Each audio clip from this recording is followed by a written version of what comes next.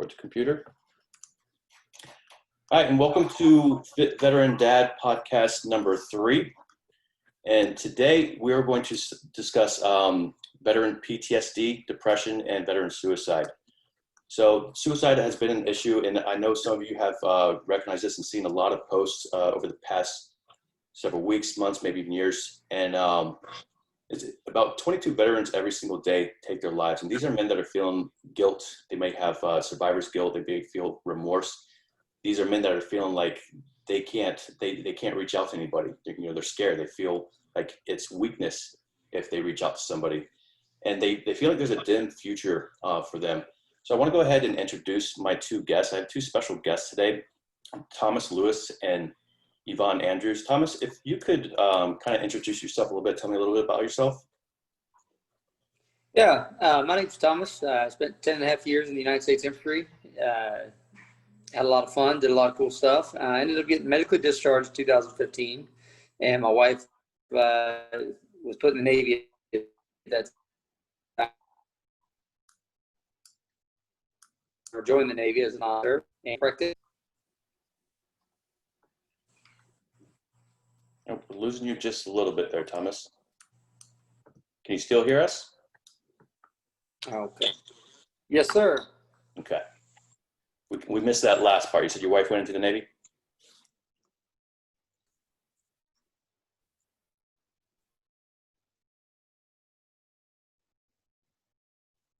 So my wife, stay-at-home dad, and BJJ practitioner.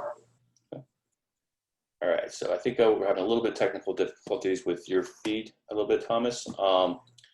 Yvonne Andrews, if you could introduce yourself and kind of give a brief description of what you do.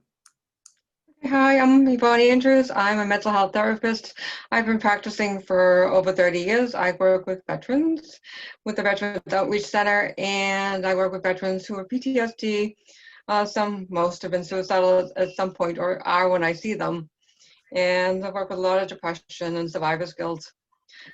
I also do life coaching for the same group of veterans who choose to not want to have mental health therapy for whatever reason, but life coaching seems like a better option.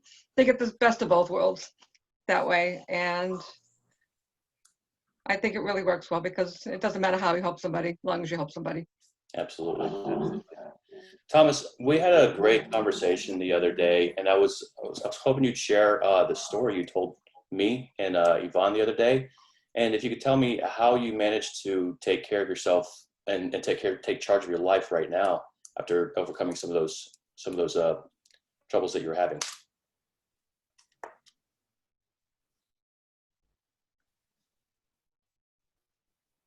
When I first got out of the military back in 2015, it was troublesome. I got out, I'd been a staff sergeant. I was in charge of a squad and everything. I was door kicker. I was the guy. I had been a guardian angel and everything. I had all these responsibilities, and everything, and suddenly I had nothing. I had my little 4-year-old girl dropped in my lap. My wife took off for deployment within 2 months of me getting out of the military. It was a culture shock, to say the least.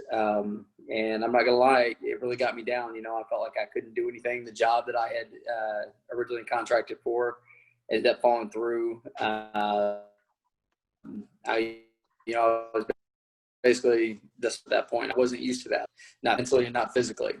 I ended up ballooning up to 215 pounds. My natural weight was about 170 when I got out. I was eating all the time. I was depressed. And then my mother offered to take my daughter for a week. And I, readily agreed. I was like, yeah, let her go. And about 5 days into it, I hit my lowest point. I loaded a 45, and I thought, everybody was going to be better off without me. That's truly how I felt. And I hate to bring religion into anything, because I know some people aren't, but I should believe an act of God happened that night. As I was getting ready to pull the trigger, my phone went off. And I just happened to look down. It was my mom. She was calling, and I answered it. And she said, hello. And I was crying a little bit, and she could tell my voice was upset. And she asked me what was going on. And I said, oh, it's nothing. I'm watching an old movie, and I'm just a little sad. That's all. And she goes, well, your daughter's freaking out, and she wants to speak to you. She's been crying for the last 5 minutes to speak to her dad. I said, okay. I said, well, put her on. And as soon as she got on, she told me how I sounded sad and I looked sad. And I said, oh, I'm just, I'm upset because you and mommy are gone right now. And she said, well, Daddy, I love you. Please, please, I love you. And she just kept crying. And it broke me at that moment. I knew in that moment that, I can't do this to her, and it really touched my soul. And I called a friend of mine. And I said, I called him. He was a former soldier of mine. He was in Georgia. And I asked him, I said, hey, I don't want to be alone right now. What should I do? And he said, man, you know what? You were great at combatives. You loved fighting. He said, why don't you go try Brazilian Jiu-Jitsu? He said, I really think, it'll help get you out of the house and get you around people of a like mind. And I said, all right. He told me of a place called Independent MMA. And I went out and tried a class and I fell in love. It got me out of that dark moment where I couldn't see the light.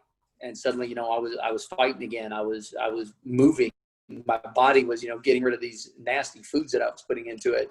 And it made such a difference, to get my physical body moving. Then my mental state started to improve. I picked my daughter up that following Monday, and she was so happy to see me. And I introduced her to Brazilian Jiu-Jitsu, and now we've been going strong for right at about 4.5 years of doing BJJ and working out together, and giving back to the community of veterans, because it helped me realize what was going on. And just like any fight that you're in, if anybody's ever been in a fight overseas or whatever, you learn from it. You do an AAR. And I AAR'd myself, that these were the signs, these were the symptoms. And I started getting help. I started reaching out. And I think that made the biggest world difference, was reaching out and talking to other people about it rather than trying to bottle everything up. Awesome. So one of the things I heard the most is you found a group, right? You found a team. Us as veterans, we're used to having that group, that sense of brotherhood, that sense of structure. And when we get out of the military, that's all gone. That's all taken away from us. Like we have this structure that we're used to. We have our brothers that have our back, but we're out and we try to do this all on our own, right? And we're just not wired that way. We're not wired to do things all on our own. We're used to someone telling us to do something, and we're used to our brothers having our back. Wouldn't you agree? Absolutely. I mean, I teach one of the kids' classes, and I have them say one team, one fight every time we do push-ups. I go down one team, they all yell one fight. And that's really what it was. I mean, I forgot the first rule of a firefight, bring friends. And the second rule is have your friends bring friends. I mean, and when you start forgetting the rules of a firefight, you're going to lose. And that's what was happening. I mean, I think that's a lot of veterans today that are suffering from depression and stuff. We forget to reach out. We forget to build those connections, because there's an old saying, cold is the brother's back that has no one to stand at. And I mean, I've told some of the guys, that I've worked with, especially, when they're contemplating going down the dark path, stand with me, man, put you back to mine, and we can fight. We can do this together. As long as we're back to back, the world can't overcome us. So, and I think that's one of the biggest things, especially with the veteran community, and, seeing it in both the Army and the Navy, through my wife's career. It's a huge factor of being able to have somebody that you can call on, or, when you have that weak moment and have to take a knee, they're there to pick you back up. I know those that have cleared rooms know that you can't stand back up on your own. You got to have somebody grab your harness and pick you back up. And that's kind of what happens. We fall down and we forget to let somebody pick us back up to help us. Absolutely. So. Absolutely. Yeah. Sometimes we, us being macho men, we just don't want to reach out and ask for that help because we feel like it's less manly, Yvonne, I'd like to hear from you. You have you said over 30 years of experience. I want to hear things that you've learned in the past, or things that you've learned through your course of your career. Okay. I think you have a good point. It's the macho man syndrome, and it's almost, the military teaches you to be very independent and strong all the time, no matter what. And, leave no soldier behind. You're always there for the other guy. You're right there. You're supporting people. So you don't really get involved in having, as you're suffering through the military, and a lot of people in general, everybody, even understand that they're actually suffering from PTSD, because they went through an event that in times of war, in times of tragedy, in times of COVID-19 seem pretty normal and that everybody else is doing okay, but they affect each person is different and how it resonates and how it triggers emotions with you. And for a lot of soldiers, they come back and say, well, I'm not sleeping. You know, I'm having vivid dreams. If somebody wakes me up, I feel like I'm ready to reach out and punch somebody. I am jittery, I'm hypervigilant, I'm not feeling good, I'm eating too little, I'm eating too much, I'm feeling really depressed, I feel like I shouldn't even be here, I should have been the one to die while I was overseas, with just survivor's guilt. And when you begin to listen and hear the story, and you say, well, you know, it sounds like it is post-traumatic stress disorder. And the first question they ask usually is, what is that?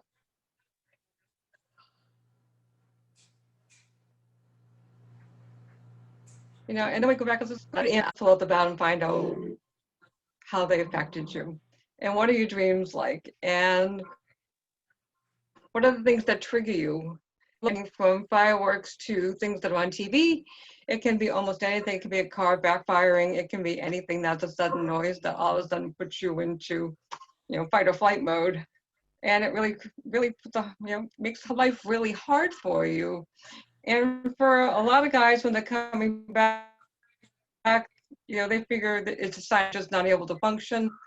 And that depression just snowballs. It snowballs like running around a hamster wheel, like a snowball getting bigger, to the point where they don't see any reason to be here anymore because they're weak. There's nothing they can deal with and everything is just too much to handle. Absolutely, absolutely. So I want to hear from both of you. What would you say to a veteran that is suffering and just feels like his family or friends would do better without them? I know, Thomas, you mentioned that as part of your story. What would you say to another veteran if he's feeling this way right now, that he feels his family would do better without him? The truth of that is nobody does. Go ahead. Go ahead, Ms. Yvonne. Okay, Thomas, I want to hear from you first. All right, Ms. Yvonne. I mean, personally, as you know, somebody who's gone through it, I would definitely tell a veteran that nobody's ever better off without you. No one. You know, short term, sure, maybe. I mean, you know, maybe my family would have been better off for a couple of days or whatever, you know. But in the long run, I wouldn't have been there for my daughter. You know, my wife would have had to find another male role model for her. You know, I mean, there's just so many things that the long-term effects of a short-term decision like that, it's not worth it. You know, people need you. There's always somebody looking up to you. And that's something I used to say in my daily motivationals a lot, was that there's always someone looking up to you, someone learning from you.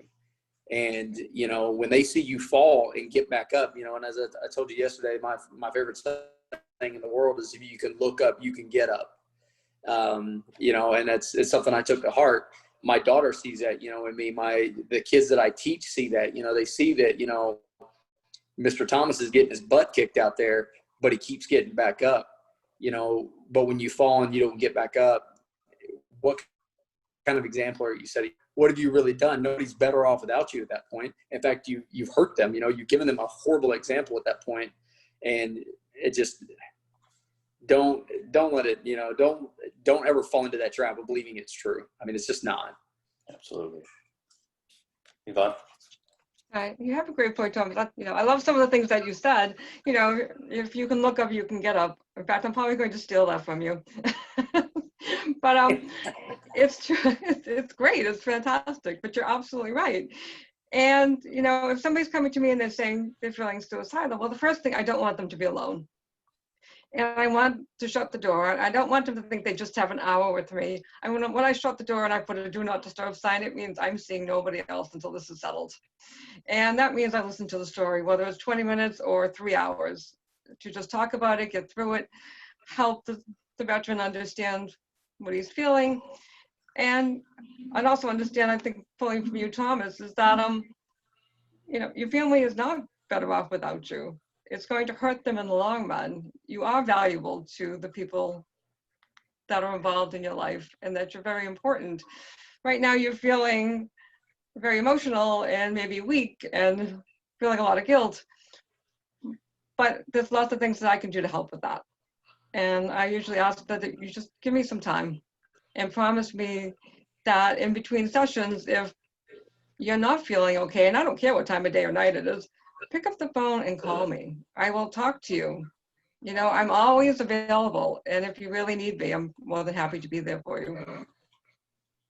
And I also try to find out, you know, if there are other veterans in the area that they're connected well with, and make sure that they start to really develop that network group so they have each other to depend on. And, you know, I also think too that both of you have talked about, you know, the importance of exercise is huge. I send all my vets to the gym. I get them all a gym membership. I get them involved in groups that will just go out there.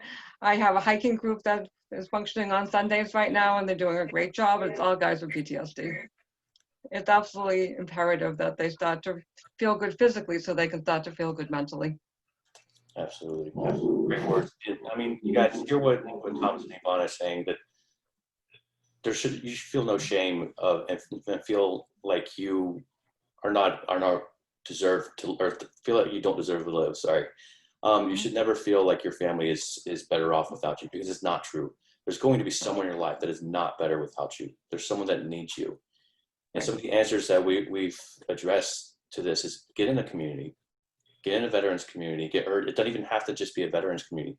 Get in a community, period, because that's what we used to be in, right? And seek professional help, right? Yeah. Seek help from somebody. It's okay to reach out and seek for help. It's okay to reach out, because there's a bunch of professionals out there reaching down to pull you up. Not only professionals out there, but your brothers and sisters who also serve in the military are trying to pull you up. Your family members are trying to pull you up, right? We all love you, and your family loves you. There's no reason to go and take your life, because there's going to be so many people that are going to miss you, and they're going to be hurting because you're gone. So next, I kind of want to point out a couple things here. If you're a family member of a veteran, or even if you are a veteran and don't really understand if you're suffering from PTSD, I kind of want us to review and go over some of the signs that you can visualize and see if your family member is suffering from PTSD. We took a couple notes. The three of us talked the other day about some of the signs, and I kind of want to go over those.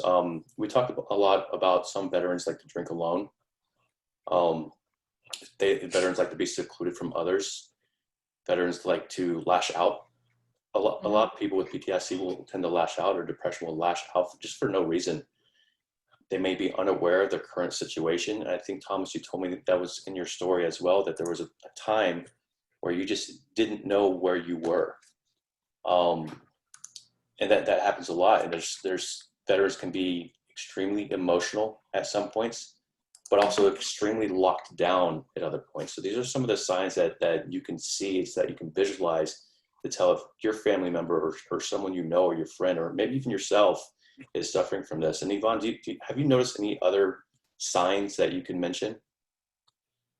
Yeah, in addition to being triggered by different things, being very jumpy around fireworks, TV shows, loud noises, things like that, typically they tend to be very hypervigilant. So in going into a restaurant, instead of me looking at you because you're sitting across from me and talking to me, I'm looking around you. I'm looking to see who's coming into the building. I'm looking to see, you know, what is my best way out? Where can I take cover if I need to? And so I'm not really enjoying the dinner or the dinner conversation with you. I'm someplace else. And for a lot of family spouses and, you know, children, they complain that they don't feel like they're being listened to by the veteran and their family, because they're not. The veteran is being too busy keeping himself and his family safe as well. Also very jumpy. You know, if you're having a bad dream and I reach over and I touch your shoulder, you might reach up ready to just swing. And in some cases, spouses have reported getting hurt, being punched, not meaning, it was never meant to be an intentional blow, but it happens. Sometimes they are very, very angry and will punch walls, put holes in walls, kick doors, knock things over. It just, because the emotion has to go somewhere. And it becomes very, very difficult to sleep. A lot of veterans find that they're sleeping 2 to 3 hours per night instead of 7 to 8 or 10 hours a night. And once they wake up at 3 o'clock in the morning, they can't go back to sleep.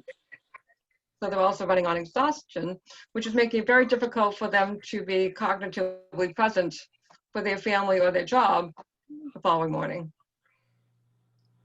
Absolutely, absolutely. Thomas, do you have anything to add to any warning signs that you noticed, and maybe some signs that you went through that your family may have pointed out? Definitely. As I told you yesterday, one of the biggest eye-opening things for me was going to the board meeting. When I filed for my claims and everything, a lot of stuff, being the VA, a lot of things get kicked back, and then you have to go and be reviewed. And my wife had to give testimony. And I gotten a bunch of character statements before that, probably about 40 to 50 of them that had to be read. And I'll be honest with you, some of the stuff that I read was kind of hard.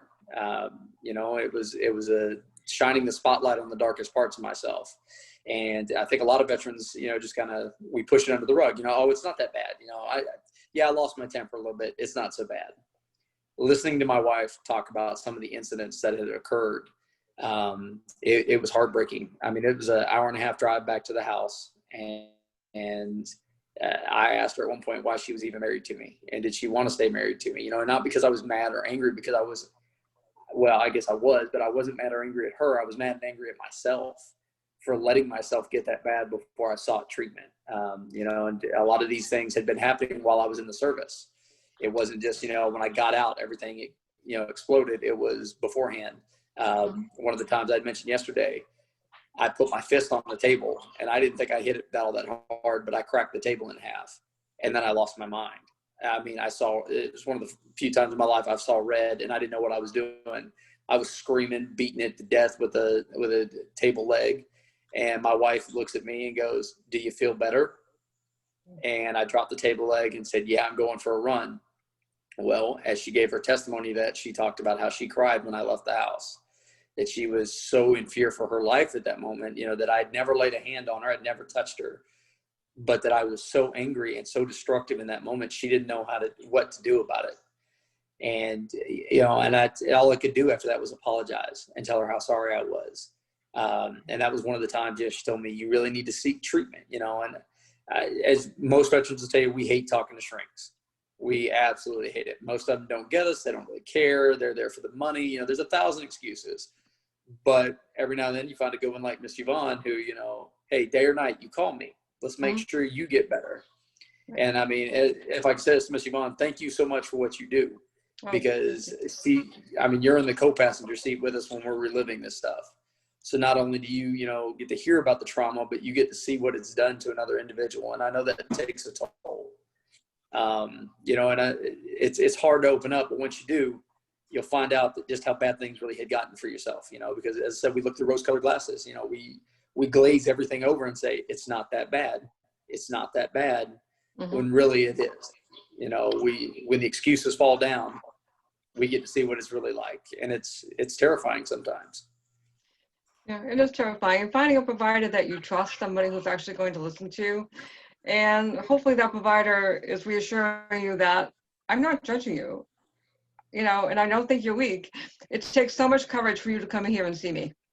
And you've made the first big step, and just kind of pull the positive back out of it. Because I think too many people, both in the military as well as in civilian life, think mental health and mental health providers are a sign of weakness, a sign of that you're not able to cope by yourself. I think that being able to say, hey, I need extra help and I can go ask for it is by far the biggest sign of courage that anybody can ever show. To be able to let yourself be that open and that vulnerable to somebody who can take that and really help you.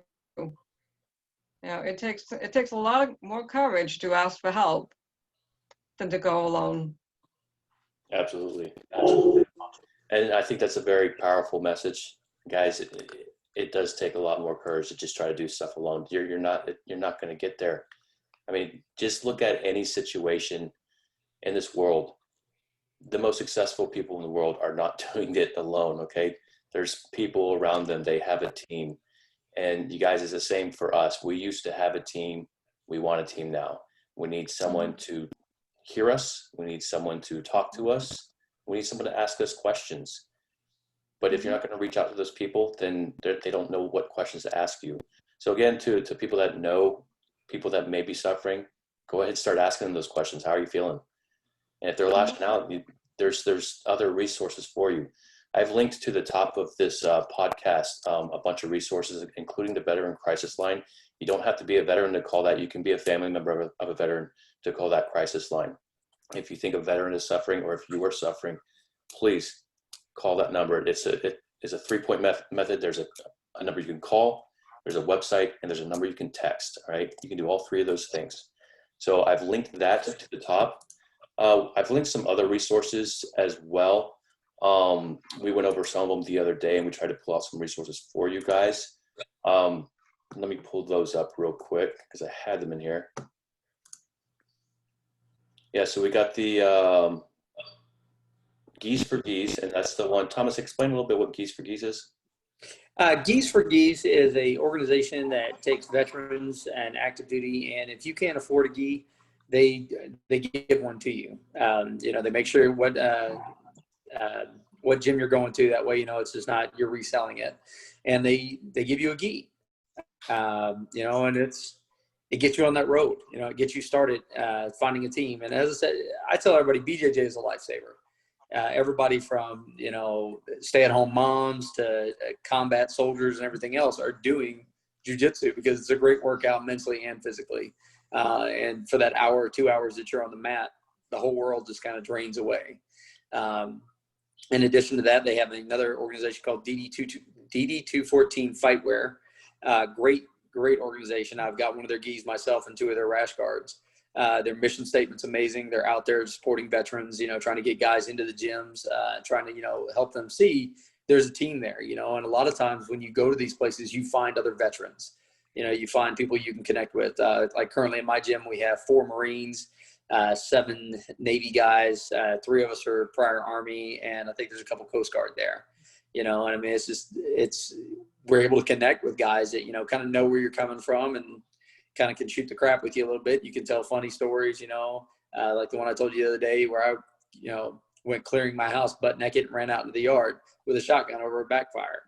Yeah, I mean, it's one of those signs of PTSD, but looking back, we're able to laugh about it, and not be embarrassed from it, and then there's also Lift for the 22, which they try to get guys into gyms working out. That is strictly, go pump some iron, get the blood flowing. And as I've said many times during this, that's the first step in the right direction. It's kind of like, I think the Admiral got on there during a commencement speech and said, he makes his bed every morning because it's something he could control.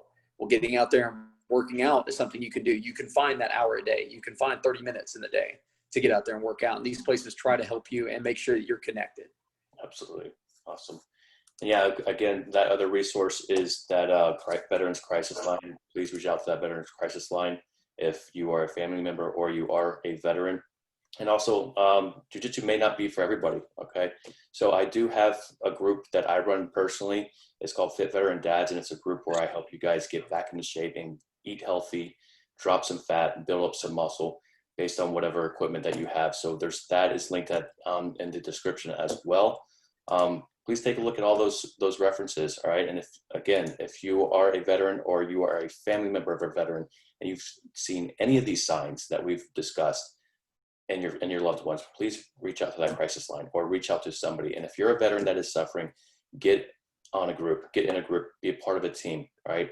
I can't stress it enough. We all were a part of a team before and it was working for us. Why would it not work now, right? It was certainly going to work now because we need our brotherhood. And to the women veterans out there as well, and we're not neglecting you. I know there's some of you that may be suffering as well, but there's a lot of male veterans right now that are just really struggling hard because of that brotherhood that we used to be a part of, and now we just kind of want that back. And that's that missing piece. That's that one missing piece that a lot of us don't have. We're trying to go at it alone, and it's just not working for us. And you'll hear this from me. You've probably heard this from other people. If there's something in your life that's not working, that's what needs to be fixed. If something in your life isn't working, you need to assess the situation and see what can be fixed. And it's more likely that you're going at it alone. Mm-hmm. So I want to thank both of you for coming on this podcast today. We're going to go ahead and end this podcast now. I really appreciate you guys. Both of you have a super powerful message. I think it'll resonate with anybody that listens to this. If you're listening now, please share this with anybody that needs to hear it. Please share it with your groups. I will be saving this and trying to post this to YouTube. So I'll put the link of that inside the comments below, because I know not everybody is a friend with me on my Facebook page. So that link will be available as well. That's it for today, guys. I appreciate you guys coming on this podcast with me and spreading this message. You guys have a great day, all right? Yep, you as well. Thank you. Thank you.